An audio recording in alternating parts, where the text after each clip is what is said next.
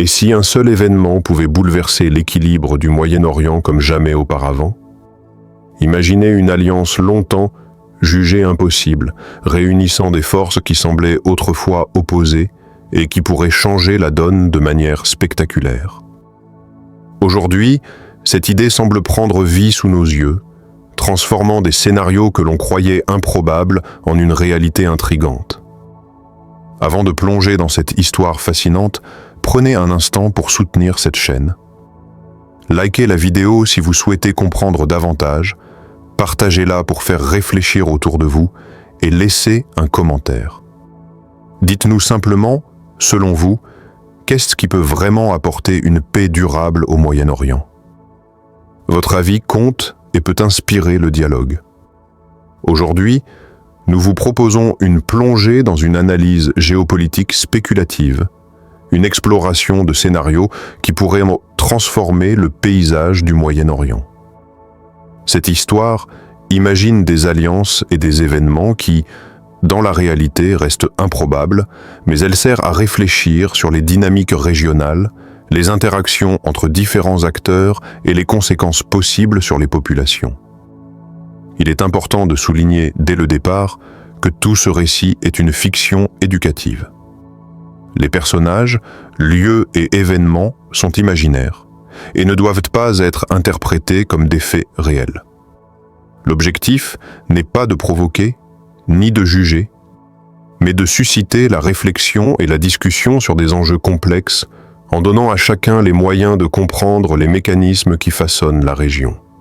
À travers ce récit, nous espérons offrir une vision pédagogique et respectueuse qui met l'accent sur l'importance de la paix, de la coopération et de la responsabilité humaine face aux défis géopolitiques. Le ciel de Gaza s'éclairait d'un rouge lointain alors que l'aube peinait à se lever sur la ville. Les rues habituellement animées restaient silencieuses, seulement troublées par le son des sirènes et le murmure inquiet des habitants. Dans les ruelles étroites, des familles rassemblées, leurs affaires, cherchant un abri sûr, tandis que certains observaient le ciel avec une anxiété palpable. Des volontaires dans les hôpitaux improvisés s'activaient pour accueillir ceux qui avaient besoin de soins, déplaçant rapidement des lits et des équipements, leurs visages marqués par la fatigue et l'inquiétude. Chaque instant semblait suspendu, comme si le monde retenait son souffle avant un événement décisif. À des centaines de kilomètres, dans le désert du Sinaï, l'atmosphère était tout aussi tendue. Les dunes dorées reflétaient la lumière du matin, mais un vent chargé de poussière semblait porter avec lui une inquiétude silencieuse. Des villages isolés se réveillaient lentement, les habitants échangeant des regards inquiets et se préparant à faire face à l'inattendu. Les routes, désertes, n'étaient ponctuées que de quelques véhicules transportant des secours et des habitants cherchant refuge. L'air vibrait d'une tension palpable, comme si la terre elle-même anticipait ce qui allait se produire. En Iran, dans une salle souterraine baignée de lumière artificielle, des figures stratégiques se rassemblaient autour d'une carte étendue. Des lignes et des points rouges brillaient sur la surface, représentant des lieux et des mouvements potentiels. Chacun des participants observait attentivement, échangeant des paroles mesurées, pesant les implications de chaque décision. La salle était silencieuse, à l'exception du froissement du papier et du cliquetis des stylos sur la carte. À travers les écrans et les cartes, on percevait la volonté d'anticiper chaque scénario sans jamais oublier les vies humaines qui seraient affectées. Une tension subtile régnait, chaque décision portant le poids des conséquences à venir. Pendant ce temps, au Yémen, le matin apportait un calme trompeur. Les habitants se préparaient à une journée comme une autre, mais dans les ports et sur les quais, on pouvait sentir une activité inhabituelle. Des navires et des équipes de surveillance se déplaçaient avec prudence, tandis que les civils s'assuraient que les enfants et les familles étaient en sécurité. Les conversations se faisaient à voix basse, les regards se croisant avec une compréhension tacite de l'importance de rester vigilant. Le vent chaud du désert et les bruits de la mer semblaient créer une atmosphère à la fois paisible et pleine de promesses incertaines. Dans chacun de ces lieux, le temps semblait s'accélérer et ralentir à la fois. Les moments de calme étaient ponctués par des alertes et des sons inattendus, gardant chacun en alerte. Les habitants, malgré la peur et l'incertitude, continuaient de s'entraider, de partager des informations, de protéger les plus vulnérables. L'histoire ne se limitait pas à des mouvements stratégiques ou à des décisions éloignées. Elle se lisait dans les gestes simples, dans les regards inquiets et les mains tendues. Chaque chapitre semblait se rapprocher, les événements dans un lieu résonnant sur l'autre. L'imprévisible, toujours à l'horizon, renforçait la tension, et chaque scène laissait le spectateur suspendu, attendant le prochain développement. Des histoires individuelles apparaissaient au fil des lieux. Un médecin à Gaza aidant un enfant blessé, un villageois du Sinaï qui guide des familles vers un abri, un analyste en Iran observant la carte avec un mélange de précision et d'inquiétude, et un navigateur yéménite préparant son équipe à toute éventualité. Chacun jouait un rôle, rappelant que même dans une fiction spéculative, ce sont les individus et leurs choix qui donnent sens à l'histoire. À mesure que la journée avançait, la tension montait et le récit tissait ses fils invisibles entre Gaza, le Sinaï, l'Iran et le Yémen. L'histoire se construisait non seulement sur les stratégies et les mouvements, mais surtout sur l'expérience humaine, la résilience et l'espoir que même dans des circonstances imaginaires, la solidarité et la prudence peuvent façonner l'avenir. Et alors que le soleil se couchait sur le désert et les villes, une question restait en suspens. Comment chacun réagirait-il aux défis qui se profilaient à l'horizon ? Cette interrogation, à la fois dramatique et humaine, invitait le spectateur à rester attentif et à réfléchir à la complexité des événements que cette fiction tentait d'explorer. Le ciel du Moyen-Orient s'était assombri d'un mélange de poussière et de fumée, teintant la lumière d'une nuance inquiétante. Dans chaque région, les infrastructures, longtemps considérées comme solides, montraient leurs limites face à la pression des événements. À Gaza, les centres médicaux improvisés étaient surchargés. Les couloirs résonnaient des pas précipités des médecins et des infirmiers, mêlés aux cris étouffés des familles inquiètes. Des lits manquaient, des équipements se faisaient rares, et chaque décision devenait un équilibre fragile entre ce qui pouvait être sauvé et ce qui devait attendre. Les volontaires travaillaient sans relâche, transportant les blessés, prodiguant des soins et tentant d'apaiser l'angoisse des enfants qui ne comprenaient pas l'ampleur de ce qui se déroulait autour d'eux. À travers le Sinaï, la situation n'était guère moins tendue. Les villages, généralement calmes, se retrouvaient au cœur de perturbations inattendues. Les routes encombrées empêchaient les secours d'atteindre certains secteurs, et des familles entières étaient contraintes de se réfugier dans des espaces exigus. Chaque mouvement était calculé avec prudence, et le moindre retard pouvait entraîner des conséquences humaines graves. Les habitants s'organisaient en communautés, partageant nourriture et eau, et se relayant pour protéger les plus vulnérables. La tension était palpable, chaque regard trahissant la fatigue et la peur, mais aussi la volonté de ne pas céder au désespoir. En Iran, la pression se faisait sentir dans les centres de décision. Les cartes stratégiques, les écrans lumineux et les analyses détaillées laissaient entrevoir des choix critiques, mais ce qui dominait, c'étaient les visages tendus des personnes impliquées.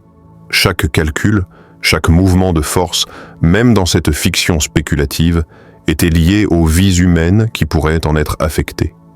Les discussions étaient mesurées, conscientes que derrière les chiffres et les points rouges se trouvaient des familles, des enfants, des hôpitaux, des écoles, des vies entières. L'urgence se mêlait à la responsabilité. Chaque erreur ou retard aurait un impact réel sur ceux qui n'avaient aucun pouvoir dans ces événements. Au Yémen, les ports et les zones côtières montraient également des signes de tension extrême. Les installations logistiques, essentielles pour la vie quotidienne des habitants et des secours, étaient mises à rude épreuve.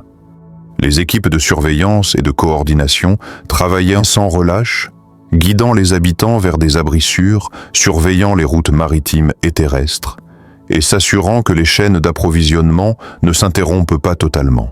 Les familles cherchaient à protéger les enfants et les personnes âgées, parfois au prix de longues heures de marche sous le soleil ou la chaleur du désert. La solidarité et la vigilance devenaient les seules assurances contre le chaos. À mesure que la journée avançait, chaque lieu semblait connecté par une tension commune, celle de devoir faire face à l'inattendu. Les centres médicaux et hôpitaux improvisés étaient saturés. Des volontaires et professionnels de santé luttaient pour répondre à la demande, tandis que les habitants s'organisaient pour sécuriser leurs proches. Les infrastructures, qu'elles soient routières, logistiques ou énergétiques, montraient leurs limites. Et chaque interruption créait des défis supplémentaires. Les ponts entre les communautés se renforçaient, chacun apportant son aide pour maintenir un semblant de normalité. Les conséquences humaines étaient palpables. Des familles se retrouvaient séparées, certaines n'avaient plus de nouvelles de leurs proches, d'autres devaient improviser pour trouver nourriture, eau et soins. Dans ce récit, l'important n'était pas la destruction en elle-même, mais ce qu'elle signifiait pour les individus. L'incertitude, la peur, la fatigue, mais aussi la résilience et la solidarité. Les scènes de chaos étaient contrebalancées par celles de courage discret et de compassion. Un médecin calmant un enfant terrifié, une voisine apportant de l'eau à ceux qui l'attendaient depuis des heures, des familles s'organisant pour protéger les plus vulnérables, autant de gestes qui donnaient sens et profondeur à l'histoire. Alors que le crépuscule tombait sur ces régions, la tension atteignait son paroxysme. Les sons de sirènes, les lumières vacillantes, les allées et venues incessantes des volontaires et habitants créaient une atmosphère à la fois dramatique et profondément humaine. Chaque instant semblait suspendu, comme si le monde retenait son souffle en attendant la suite.